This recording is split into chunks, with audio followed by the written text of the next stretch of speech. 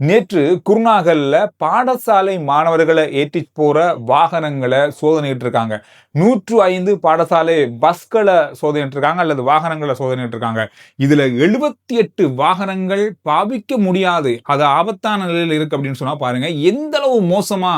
அதுவும் பாடசாலை மாணவர்களை ஏற்றி கொண்டு போற வாகனங்கள் 105 வாகனங்கள் பரிசோதனை செஞ்சதுல 78 வாகனங்கள் இந்த அளவுக்கு பாவனைக்கு இயலாது. புள்ளைகளை இது கொண்டே போக முடியாத அளவுல சேதமடைந்து பழுதாக்கி ஏகப்பட்ட விஷயங்கள் இருக்கு இதுல கண்டுபிடிக்கப்பட்டிருக்கு. பரிதாபமான ஒரு நிலைதான் இது. ஒரு மிக பாவமான ஒரு நிலை, ஒரு கவலைக்கிடமான ஒரு நிலை. இது குருநாகல்ல. எனக்கு தெரிஞ்சு கொழும்புல 100 வாகனத்தை எடுத்தா 90 வாகனத்துக்கும் அதிகமா அல்லது 99 வாகனமே பாவனைக்கு உதவாத பாடசாலை மாணவர்களை ஏற்றி கொண்டு போக முடியாத நிலையில் இருக்கக்கூடிய வாகனங்களாகத்தான் இருக்கு. அந்த அளவு இருக்கும். புகை பின்னுக்கு அவ்வளவு இருக்கும். வாகனம் ஓடக்கூடிய தெரியாத டிரைவர்ஸ் மாதிரி கூட, அதாவது ஓவர்டேக் பண்ணும்போது உங்களுக்கு தெரியும் இந்த பக்கம் கட்டு இருக்கு, ஒரு 1 வே 2 வே என்பது அந்த கட்டை ஏற்றி கொண்டே போகக்கூடியவங்க எல்லாம் நிறைய பேர் பாடசாலை மாணவர்களை ஏற்றி கொண்டு போற வாகனங்கள் பஸ்களை நான் பார்த்திருக்கேன். நீங்க என்ன நினைக்கிறீங்கன்றதையும் சொல்லுங்க.